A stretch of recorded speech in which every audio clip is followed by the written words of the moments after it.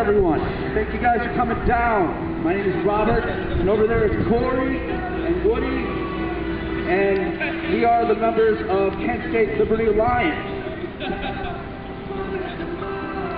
We represent the libertarian group here at Kent State University. Our main goal is to spread awareness about our various rights and liberties that may have been violated recently against any minority and the politically oppressed. The Libertarian Party was formed in 1971 and is the main alternative to the Republican and Democratic Party. Our main objective as a party is to create a world in which every American can make decisions for themselves without interference from the government. Every class of American has the natural right to be free in the choices pertaining to their personal lives, so as long as they do not harm another. The Libertarian Party plans to make this a reality by electing libertarian officials into office, which will therefore ultimately promote these values into our representation.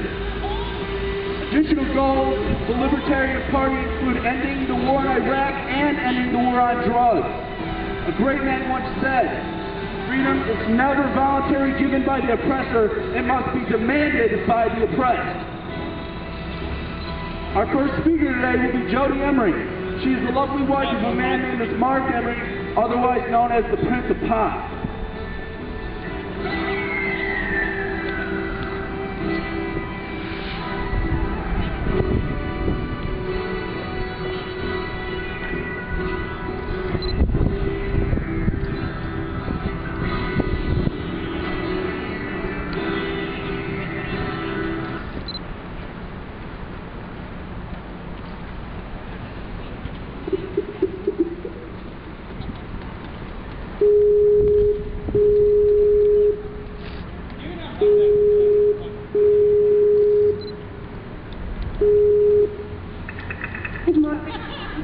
Hi Jodie, how you doing? Doing all right. How are you? I'm doing great. Everyone, on the line here you will hear Jodie Emery, the wife of Mark Emery. Jodie, could you please tell us all who Mark is? Mark Emery is known as the Prince of Pop. He is a Canadian citizen who has used civil disobedience and political campaigns to bring about change in various fronts.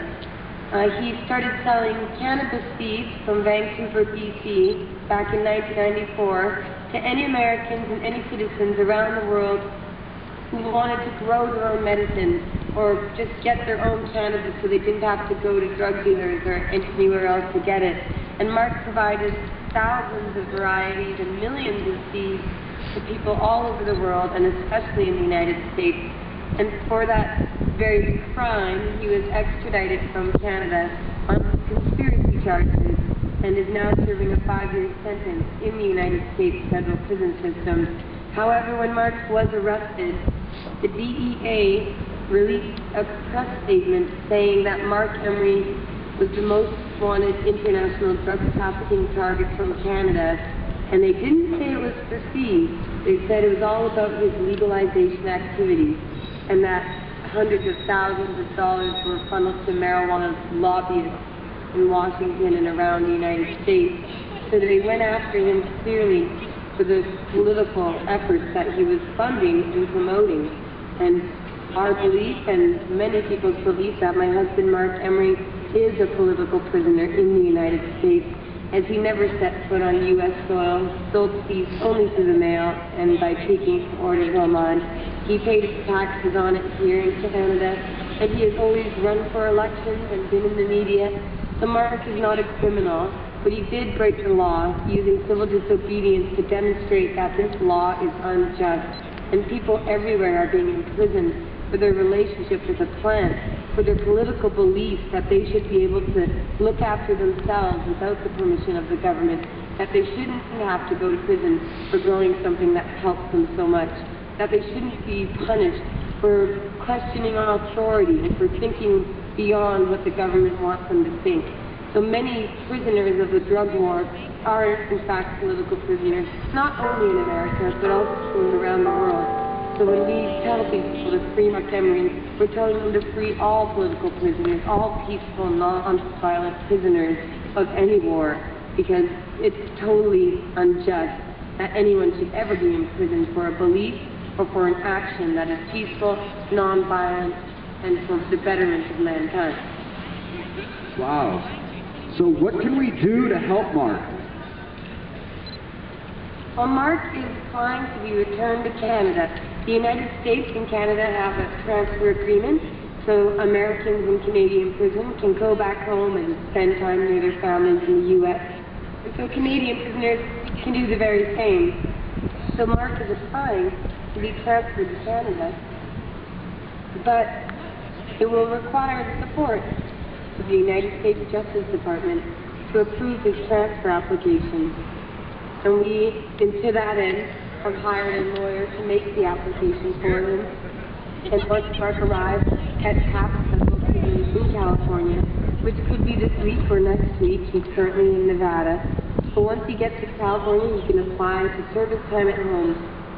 And if he can come home to Canada, he'll be out on full parole with me by this time next year. But if he's forced to service time in the United States, he'll be there for at least another 3.5 years. So I ask people to please go to freemark.ca, or just Google Mark Emery if you can't remember the website. Google Mark Emery or the Prince of Pot, and you'll find our website where we ask you to contact President Obama or contact your representatives in Congress and let them know that Mark Emery should be sent home. And contact the Justice Department and ask them to send this Canadian home. And we've already got great support from a congressman in Virginia.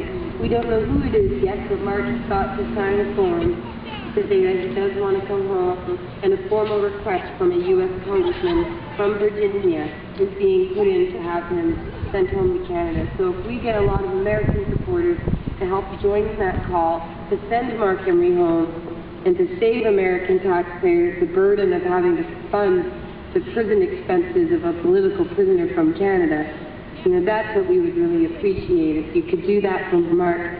But if you could also get out and vote everywhere across the U.S. There are a few different marijuana votes happening in different places.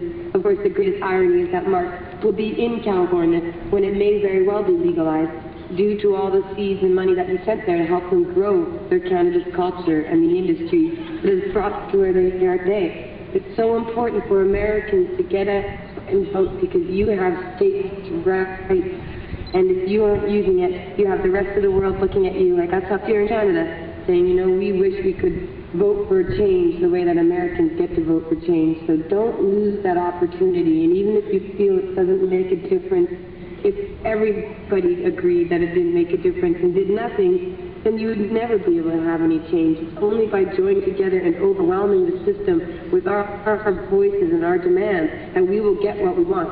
So never shy away. Take pride on November 2nd, vote, and get out there to protect all the American citizens and citizens abroad who suffer from this drug war. Wow.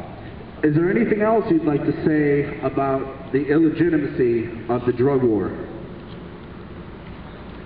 The war on drugs is one of the greatest human rights violations of all time. Human beings have always been using plants from this earth. It is our right as human beings to use what grows from the soil of the land that we walk on for the betterment of our lives, be it for our health or our happiness. And Americans have a right to security and happiness and pursuing happiness. So never lose that. Realize that so many Americans and people around the world have lost the right to vote. They've lost the right to hold a job and to travel and to keep their children. They've lost so much because of their relationship with a plant that helps so many people. Cannabis saves lives. And to put people in prison for using cannabis or promoting cannabis or helping others spread the seeds around the world is absolutely inhumane and unjust. And there are more prisoners in the United States for drug offenses than anything else. It's an absolute human rights travesty that anyone who has a peaceful, non-violent, personal choice for themselves to use or grow cannabis, that they should be locked up in a cage and punished like those who steal people's lives and murder and rape. It's absolutely an abomination, and we have to put an end to this drug war. And it breeds from the United States. The U.S. government pushes the drug war all around the world, and we in Canada have had our progress, but now we're going backwards, and we need America to change things first. Obama may not be the best president, and I have a lot of doubts about him and a lot of disappointment, but he did campaign on change. And if Americans can just take that hope and that change and make it happen themselves, not for Obama, not for any reason of that sort, but just because you have the power, you absolutely must do it. Not for yourselves, but to save your friends and your family from ever being punished by your government when they shouldn't be, because we all have a right to live as we please as long as we hurt no one else.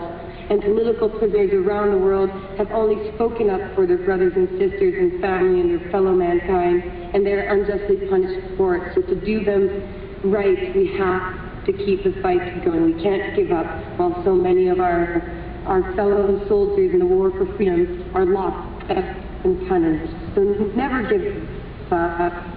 Always believe that you can do something. As Mark always says, never underestimate your power. One person can undo the evil of several thousand people, so never underestimate your power. So plant the seeds of freedom, overgrow the government, take back your rights, stand up and insist that you be free and you never be punished for choosing a lifestyle that's peaceful, honest, and about peace, tolerance, and happiness. Everyone give a hand for Jodie Emery. All right, thank you so much, Jodie, for joining us. Your insight is a godsend to our movement. Thank you so much, and You have a God bless I'm very day. impressed that you guys are all out there, and I hope I might be able to make it out there, but if I can't, sometime soon in the future, and I'll be watching all the progress you guys make. All right, thank you very much. You have a very good day.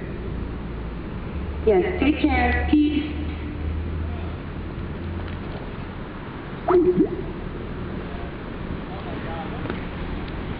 All right, you guys heard it from Jodie Emery's mouth. This is not something we can just sit around and let happen anymore. We have to make changes. Like I said before, a great man once said, freedom is never offered by the oppressor. It must be demanded by the oppressed.